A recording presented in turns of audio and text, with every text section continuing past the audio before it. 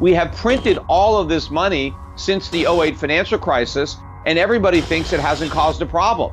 Everybody says, look, see, there's no inflation. We printed all this money and prices haven't gone up. So they now have this false sense of security that there's no limit to how much they can print. Well, what's basically been keeping us from having to deal with those consequences has been that reserve currency status. I don't think you're looking at a situation where we're going to be moving from one single reserve currency to another single reserve currency.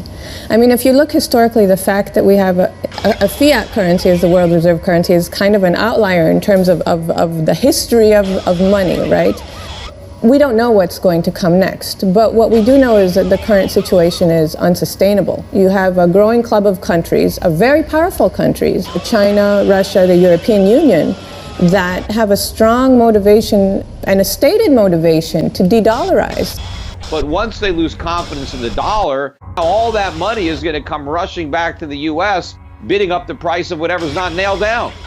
What I do know is that the money supply, M2, which has always been a critical indicator of inflation, is for the first time, it was going up steadily, almost a straight line, is that this type of economic environment ends with inflation.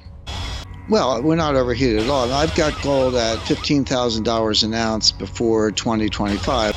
So clearly inflation is a threat. And what's going to happen with inflation is the effects are going to move from the financial assets to the real economy, to food, to energy, to stuff like that. I think ultimately it's going to be the bondholder that's going to suffer. Now, 40 years of bull market in bonds, it's really hard to turn your head around and say, oh, you know, could this be a turning point? But I think history will say, yes, it is going to be a turning point. So there's a very, very strong motivation for a lot of countries to move away from the dollar.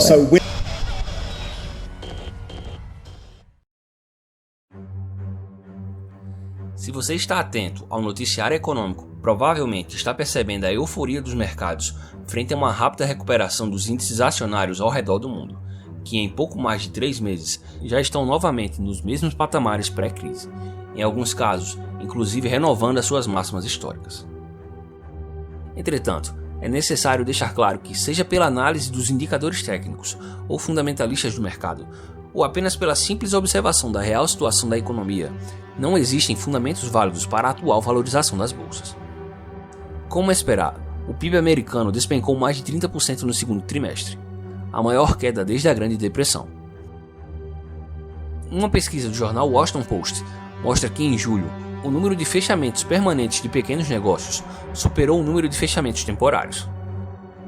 Um importante sinalizador do desempenho da economia deu sinal de que a recuperação está mais longe do que se imagina.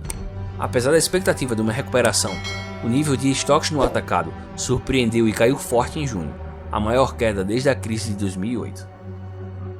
Enquanto isso, o setor imobiliário americano se deteriora cada vez mais rápido e já ameaça cerca de 40 milhões de pessoas, 4 vezes mais do que na crise imobiliária em 2008, e isso parece ser só o começo.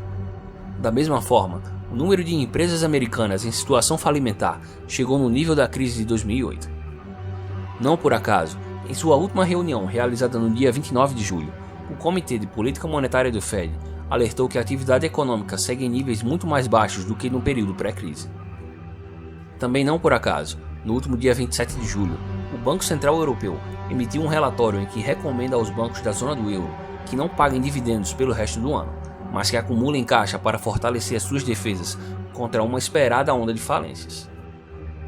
O que está ficando evidente é que, semelhante ao que ocorreu nos últimos 12 anos, toda essa recuperação dos mercados, totalmente descolada da atual realidade econômica, está fundamentada na imensa injeção de liquidez promovida pelos bancos centrais desde março. Apenas desde o estouro da crise, já foram mais de 18 trilhões de dólares injetados na economia mundial. Isso fica notório quando olhamos para as distorções criadas por essa injeção absurda de liquidez, como a saúde fiscal das empresas americanas que atingiram um nível de endividamento recorde, ao mesmo tempo em que os juros cobrados por essa dívida se encontram em níveis historicamente baixos, o que é uma contradição extrema, pois a lógica natural dos mercados é que quanto maior a sua dívida, maior seja o seu risco de calote, e por esse motivo, maiores serão os juros que você deve pagar. Estamos vivendo em um mundo em que a economia está de ponta cabeça, mas os sinais estão claros de que isso não deve durar por muito mais tempo. É interessante notar que possivelmente chegamos a um ponto de inflexão desse novo modelo de política monetária ao percebermos que o sistema econômico virou dependente dessas injeções de liquidez e que ele não consegue mais sobreviver sem elas, ao mesmo tempo em que essa mesma injeção de liquidez, que permite a economia continuar viva, ainda que respirando por aparelhos, esteja levando o mundo a uma severa crise de confiança sobre o sistema monetário mundial. Essa situação está colocando os bancos centrais do mundo todo em uma verdadeira sinuca de bico, em que eles têm apenas duas opções: continuar imprimindo dinheiro indefinidamente para manter vivo o sistema econômico, o que uma hora ou outra nos levará para uma implosão dessa enorme bolha de dívidas governamentais e corporativas que vem sendo inflada há 40 anos, ou parar de injetar dinheiro sem lastro na economia, na tentativa de preservar a saúde já debilitada de nosso sistema monetário, mas deixando o sistema financeiro por conta própria, permitindo uma elevação das taxas de juros, o que a essa altura significa uma sangria sem precedentes nos mercados. A primeira opção me parece bem mais provável. Não por acaso, essa semana o governo americano anunciou mais um pacote de estímulos. Entretanto, essa opção tem um limite, e ele parece estar cada vez mais próximo. Todos esses estímulos e pacotes de resgate sem limites têm elevado a dívida global a níveis sem precedentes. Já no primeiro trimestre, a dívida global alcançou a incrível marca de 258 trilhões de dólares, o que fez a relação dívida-PIB global aumentar mais de 10 pontos percentuais e atingir a marca de 331%, o maior aumento trimestral já registrado na história. A previsão é de que até o final do ano, essa taxa aumente mais 10 pontos percentuais e alcance a marca de 342% do PIB. Nesse contexto, destacam-se as dívidas governamentais. Desde 2007, a dívida global aumentou em 87 trilhões de dólares. Desse total, os governos foram responsáveis por 70 trilhões, segundo estimativas do Instituto de Finanças Internacionais. E quando o assunto é dívida governamental, é impossível não falar dos Estados Unidos. Só para se ter uma ideia, em 1996, o total da dívida pública dos Estados Unidos era de pouco mais de 5 trilhões de dólares, e a relação dívida-PIB americana era de 64%. 12 anos depois, em 2008, essa dívida subiu para algo em torno de 9 trilhões de dólares, porém a sua relação dívida-PIB continuou sendo de 64%. Mais 12 anos à frente, chegamos em 2020, e a sua relação dívida-PIB está prestes a alcançar a incrível marca de 110%, enquanto que a dívida pública americana subiu para surpreendentes 26 trilhões de dólares, e com certeza não deve parar por aí. O problema é que, como não poderia deixar de ser, ao mesmo tempo em que eleva sua dívida em um ritmo assustador, a procura dos credores por títulos da dívida americana despenca cada vez mais. Países com relações não muito próximas aos Estados Unidos já estão há alguns anos se desfazendo de suas posições em treasuries, como Rússia e Turquia, além da China, que até pouco tempo atrás era de longe a maior credora da dívida americana. Mais recentemente, até mesmo a Arábia Saudita, tradicional parceira geopolítica dos Estados Unidos, despejou 1/3 de seus títulos americanos no mercado. O fato é que a crise estourada no início do ano aprofundou o movimento global de fuga da dívida americana. Em março, cerca de 100 bilhões de dólares em treasuries foram despejados por detentores estrangeiros, a maior venda mensal da história desse mercado. Em abril, foram mais 44 bilhões despejados. Por outro lado, nesse mesmo período, o total de títulos da dívida emitidos pelo Tesouro Americano foi de 1,287 trilhão de dólares. A baixa demanda dos bancos centrais por essa dívida fica evidente quando olhamos o gráfico da evolução da dívida americana em posse dos detentores estrangeiros. Até 2012, o gráfico é ascendente, até chegar ao seu limite próximo dos 35%. De lá para cá, essa porcentagem caiu para 27% em apenas 8 anos. De modo semelhante, bancos comerciais e fundos do governo também mais venderam do que compraram esses títulos durante esse período. Mas então, quem estaria absorvendo toda essa oferta de treasuries? A maior parte da demanda por essa dívida está sendo absorvida pelo próprio Banco Central americano, através de uma maciça impressão de papel moeda sem lastro. Para se ter uma noção, nos 2 meses de março e abril, o governo dos Estados Unidos aumentou a sua dívida em 1,56 trilhão de dólares. No mesmo período de 2 meses, o Fed comprou exatamente 1,56 trilhão de dólares em títulos do Tesouro.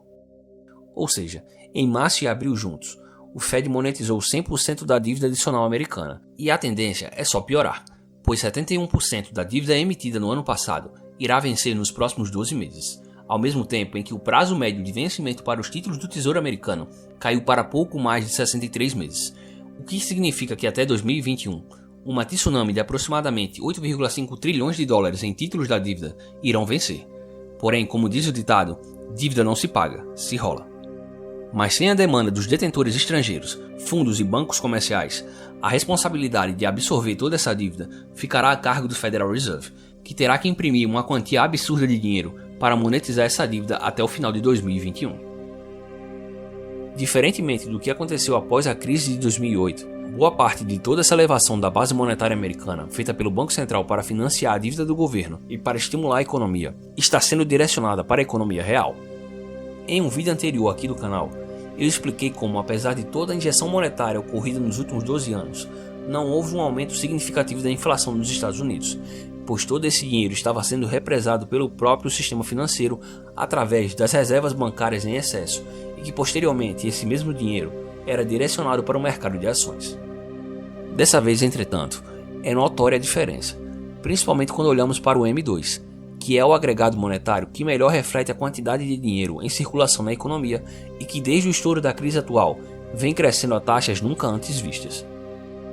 Entretanto, enquanto a atividade econômica se mantiver em níveis baixos, a velocidade do dinheiro, que é quem de fato determina o aumento dos preços, continuará despencando. Contudo, caso o Banco Central americano tenha sucesso em retomar o mínimo de atividade econômica no pós-pandemia, é bastante provável que vejamos índices inflacionários maiores do que os vistos nos últimos anos. Como aliás já pode ter começado a acontecer, visto que mesmo com a atividade econômica em níveis baixos, o preço dos alimentos e dos combustíveis subiram bastante, levando o índice de inflação americano para acima das expectativas. Possivelmente, seja por esse motivo que o Fed vem por semanas consecutivas tentando reduzir o seu balanço contábil, mesmo com a atividade econômica estando ainda bem abaixo do esperado. Ao mesmo tempo, outro fator que vem chamando a atenção e que está estritamente ligado a toda essa injeção monetária por parte dos bancos centrais é a escalada de preços de ativos escassos, como o ouro, a prata e o Bitcoin. Desde março, a prata vem disparando e praticamente já dobrou seu valor desde então. O Bitcoin também dispara e já sobe mais de 100% no mesmo período. O ouro, por sua vez, recentemente quebrou a sua cotação máxima histórica, e provavelmente esse é só o começo. É válido ressaltar aqui que no dia seguinte à quebra do recorde histórico do metal amarelo, o banco americano Goldman Sachs emitiu um sério alerta sobre algo que nós já estamos falando aqui há anos nessa série de vídeos. O papel do dólar como moeda de reserva mundial está sendo posto em risco à medida em que o Federal Reserve aumenta indefinidamente o seu balanço contábil e o valor do ouro sobe. É importante lembrar que a mãe de todas as bolhas, a bolha das dívidas, não é um fenômeno específico ao dólar, mas sim a todo o sistema monetário mundial baseado em moedas fiduciárias. Isso fica evidente quando percebemos que o ouro alcançou nos últimos anos a sua cotação máxima histórica em todas as moedas do mundo, enquanto os bancos centrais do mundo inteiro competem para saber quem irá conseguir desvalorizar mais a sua moeda.